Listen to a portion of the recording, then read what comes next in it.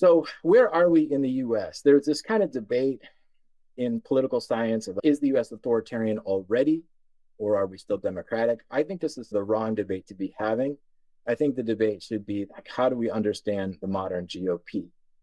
And I want to say outright that a lot of times people will say, oh, well, you're calling them authoritarian because you're liberal and it's sour grapes, and you're upset that you're not in power. And so you're using the language of authoritarianism to discredit them. I will say two things very clearly. One, this is a government that was elected in free and fair elections.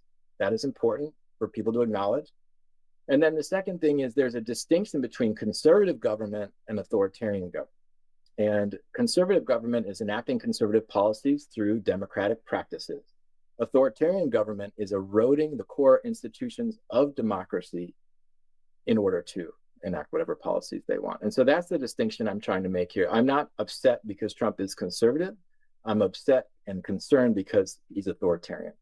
And so the language I've been trying to use and write about is this idea of him as a proto autocrat, proto like protozoa, like a primordial, early stage autocrat, someone who clearly has authoritarian ambitions and is on that path. And so early stage backslider. And the formal definition here is a democratically elected leader that has demonstrated through their behavior the intention to transition the country to authoritarianism by compromising the integrity of the electoral process, period. So this is probably the biggest claim I will make on this session today. If you're here, you probably maybe agree with that, or maybe you're thinking in these terms already. But let me be very clear about why I believe the GOP and the faction of the GOP that supports Trump is fundamentally authoritarian in nature.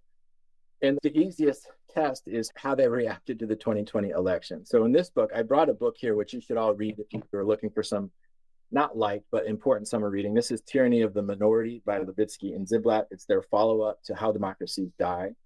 And they talk about, in this book, they have a whole chapter about what it means to be a democratic political party, a pro-democracy political party, and what it means to be an authoritarian political party. And a big part of this is, how do you react when you lose?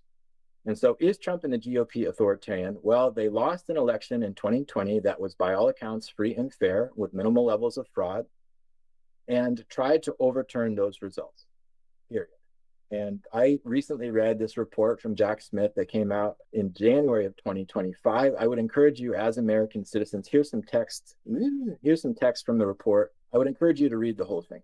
And it goes in great detail about the behavior of Trump and those around him in that period between November and January, immediately after the election. And people often fixate on January 6th, which was, of course, the kind of most visible assault on democracy. I actually think that's a little bit of a mistake, because it gives Trump and those around him the excuse to say, oh, well, we can't be accountable for the behavior of our supporters. So obviously that was a huge part, and his role in fomenting that insurrection, I think, is important. But I actually think we should continue to pay attention to everything he did in November and December, which people often forget, calling up people, asking them to find a certain number of votes in Georgia, putting pressure on people to send alternative slates of electors, and so on and so forth. So these are people that attempted to steal an election. That is quite literally the most authoritarian thing you can do. And we can talk about all the other aspects of Trump that are authoritarian in nature, the cult of personality, the inability, the kind of tenuous relationship with truth, the willingness to lie basically at will, the endemic corruption, the cozying up to violent political actors, the use of violent threats against the opposition. These are all things that are anti-democratic in nature. The lack of respect for the rule of law, the willingness to bend the rules, the willingness to treat the political opposition as an enemy and vilify them as such, on and on and on. These are core features of an authoritarian political movement. But to me, the thing I will always go back to is how they acted in this moment. And importantly, how everybody else in the GOP acted, with few exceptions, right? So this is someone who tried to steal an election.